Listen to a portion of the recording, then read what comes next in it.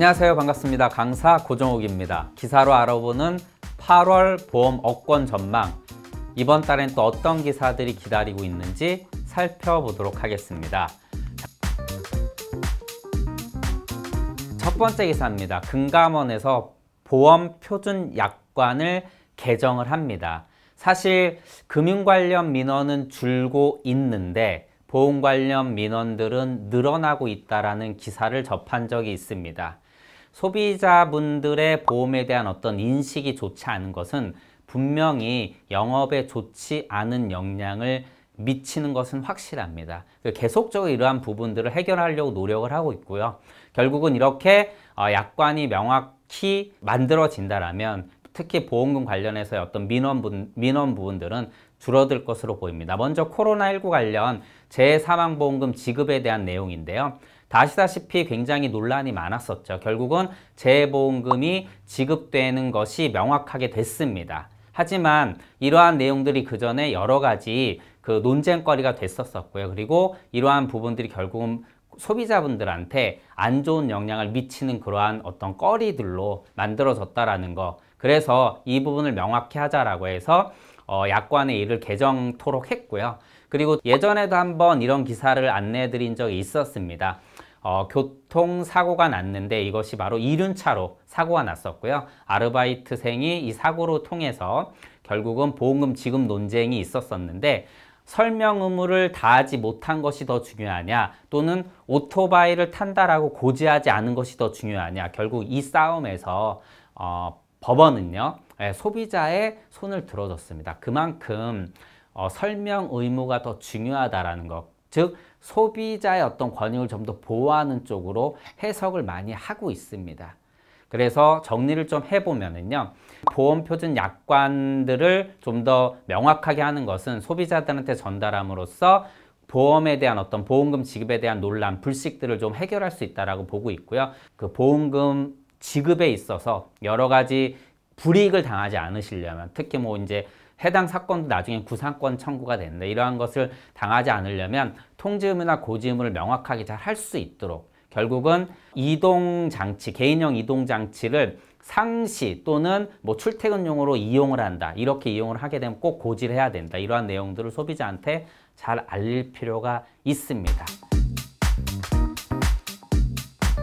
두 번째 기사 보도록 하겠습니다. 가동연한에 대한 또 법원 판결 내용입니다. 지난 6월에도 한번 오토바이 사고를 통해서 가동연한에 대한 분쟁이 결국은 법원 판례에서 65세로 결정됐다는 내용을 전달해 드린 적이 있는데요. 이번에도 동일한 판결이 나왔습니다. 가동연한을 65세로 본다. 자, 다 아시다시피 가동연한이라는 것은 뭐 사망이나 장애를 통해서 일을 하지 못하는 부분에 대한 일식 수익에 대한 향후 소득을 우리가 결정하는 데 매우 중요한 역할을 한다는 건 아실 겁니다. 근데 이번에도 비슷한 사건으로 인해서 결국 분쟁이 있었고 이 분쟁이 소비자의 승소로 이어진 내용입니다. 자, 해당 내용은요, 뭐 2016년 사고입니다. 일을 하다가 결국은 낙상해서 사고를 당했고 이를 통해서 이제 가동연한 관련 분쟁이 붙었었는데 보험사에서는 당연히 60세 기준으로 그리고 소비자 입장에서는 65세 기준으로 서로 분쟁이 있었었고요. 결국 법원에서는 이번에도 65세 기준으로 판단을 해야 된다라는 판결을 내렸습니다. 자, 지난번 사고랑 비교를 해보면 지난번은 학생이 아르바이트를 하다가 오토바이 사고를 당한 경우였고요. 이번에는 건강한 이제 어떤 성년이 사고를 당한 경우인데 뭐 직업이라든가 나이에 따라서 가동연한을 결정하는 부분은 분명히 좀 달라질 수가 있는데 이번에도 결국은 65세로 본다라는 판결이 나왔고 이러한 판결들이 앞으로 굉장히 큰 영향을 미칠 것으로 보입니다. 그래서 계속해서 65세, 즉 소비자 입장에서 소비자의 어떤 손해를 최대한 보완해 줄 수 있는 방법으로 법원 판결들이 나타나고 있다는 것을 우리가 좀 인지할 필요가 있습니다. 그래서 다시 한번 이 기사를 좀 제가 갖고 와봤고요. 자, 세 번째 기사 보도록 하겠습니다. 네이버에서 보험 판매 회사를 설립했습니다. 그런데 이 보험 판매 회사가 어떤 형태로 설립을 했냐? 바로 GA 형태로 설립을 했다라는 기사 내용입니다. 자, 뭐 핀테크 기업이라고 하죠. 뭐 카카오페이라든가 토스뱅크샐러드, 또 네이버 파이낸셜, 네이버 금융에서도 GA 설립, 보험 관련 판매사를 계속적으로 설립하고 있고요. 또 원수사죠. 뭐 생명보험사나 이런 데서 GA 설립을 지속적으로 하고 있다라는 그러한 내용을 좀 전달해 드리고자 합니다. 자, GA라면 다 아시다시피 원수사는 다 한 회사의 상품에 국한되어 있는 상품을 판매하지만 GA는 다양한 상품을 다 판매할 수 있다는 강점을 갖고 있죠. 이러한 강점은 뭐 무조건 강점이 될 수 있지는 않습니다. 이걸 어떻게 활용하느냐에 따라서 다르지만 객관적으로 본다면 분명히 소비자가 원하는 방향의 컨설팅을 해줄 수 있는 강력한 무기라고 할 수가 있는데, 결국 원수사에서도 이러한 무기들을 장착하지 못하면 설계사가 자꾸 이동을 하게 되는 거죠. 컨설턴트 분들이 이동을 하고 이탈을 하고 이런 부분들에 대한 부담을 느끼고 있기 때문에 결국은 원수사에서도 GA 형태의 자회사를 설립을 하고 있고, 핀테크 회사들도 GA 형태로 이러한 사업을 지금 확장을 하고 있다는 겁니다. 여기서 제가 좀 드리고 싶은 말씀은, 분명 현재 GA를 운영하고 있는 데서는 향후 이렇게 핀테크 기업이라든가 원수사에서 자회사 형태로 GA를 설립하는 이러한 방향성이나 또는 어떠한 또 여기에 이제 마케팅을 얹느냐에 따라서 이 향후 판도가 좀 분명히 바뀔 것이기 때문에 우리 GA가 그들과는 좀 다른 차별점을 갖고 있는 것이 매우 전 중요하다라고 보고 있고요. GA 사이에서도 꽤 큰 경쟁력이 필요하다라고 지금 보고 있습니다. 그래서 이러한 것들을 좀 흐름을 보고 이러한 것을 찾는 것이 좀 필요하다라고 말씀을 드리고 싶습니다. 네 번째 기사입니다. 보험이 나왔는데 이 보험은 아직까지는 이제 어떤 실험적인 형태로 보험 상품을 출시한 겁니다. 6개월 만기로 입원비를 주는 그러한 보험인데, 이 보험은 나중에 이제 돈이 남으면 이를 소비자한테 돌려준다라는 그러한 부분들이 소비자한테 딱 굉장히 좋게 인식될 수 있는 그러한 상품입니다. 자, P2P 형태인데요. 뭐 다 아시다시피 피어투피어라고 해서 뜻이 맞는 사람들이 모여서 어떤 뭐 예전에 우리 이제 개 형태를 띠는 그러한 보험 구조를 갖고 상품을 가입하는 사람들이 이제 모이는 건데요.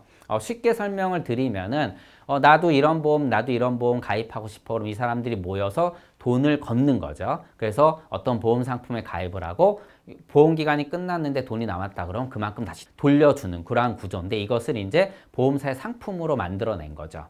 샌드 규제 박스에 넣었습니다. 그러니까 샌드 규제 박스는 다 아시다시피 어떤 새로운 혁신적인 어떠한 제도나 상품들을 이 안에 넣어서 시범적으로 테스트를 해보고 이게 괜찮다 그럼 이걸 확대하는 그러한, 어떻게 보면 어떤 규제를 당분간은 풀어주는 그러한 제도거든요. 이 제도를 통해서 이 상품이 출시가 됐는데, 우리가 보험사는 보통 2차익, B차익, 4차익으로 뭐 먹고 사는 회사입니다. 그 중에 이 4차익 부분에 대해서 소비자들한테 보험료를 받아서 일부 이제 사업비를 제외하고 쌓아놓죠. 이 쌓아놓은 돈으로 뭘 합니까? 보험 사고가 발생하게 되면 보험금을 지급하게 됩니다. 뭐 우리가 이제 책임준비금이라고 얘기를 하고 있는데, 이 돈이 보험금을 지급하고 남으면 원래 다 주주의 이제 회사의 몫으로 돌아갔었는데, 이 상품은 90%까지 이 가입자들한테 돌려주는 그러한 형태입니다. 이 상품 굉장히 투명하게 상품의 어떤 이제 구조가 공개가 되고요. 뿐만 아니라 보험료도 굉장히 저렴하다라고 합니다. 당연히 P2P 보험이 일반 보험 상품에 비해서는 이제 저렴할 수밖에 없죠. 근데 이 상품이 지금은 어떻게 보면 좀 마케팅 쪽으로 효과를 낼 수 있다라고 보지만, 이것이 소비자한테 어떻게 인식되느냐에 따라서는 향후 굉장히 큰 포션을 차지할 수도 있을 것으로 보입니다. 그래서 좀 눈여겨볼 필요가 있고요. 이 상품의 어떤 행보를 갖고 시장에서 영향력을 미칠 수 있는지를 한번 살펴볼 필요가 있을 것 같습니다. 파운트라는 자산관리회사가 변액보험을 관리하는데 인공지능으로 관리해준다라는 그러한 기사 내용입니다. 자, 변액보험 참 안타깝죠.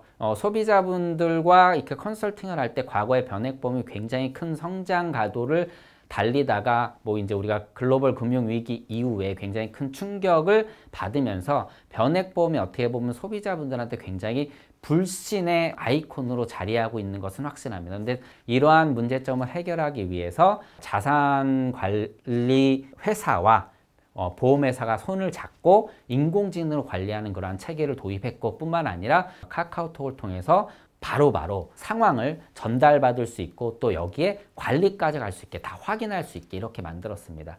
어게인 변액보험이라고 얘기하고 싶은데 앞으로 변액보험 시장이 좀 더 활성화될 수 있는 부분에 좋은 영향을 미칠 것으로 보이고요. 다른 회사들도 이러한 제도를 많이 도입하지 않을까. 왜냐하면 증권사에서도 이제 인공지능을 통한 관리를 많이 하고 있기 때문에 이런 것들이 적극적으로 도입되고 확대될 것으로 보입니다.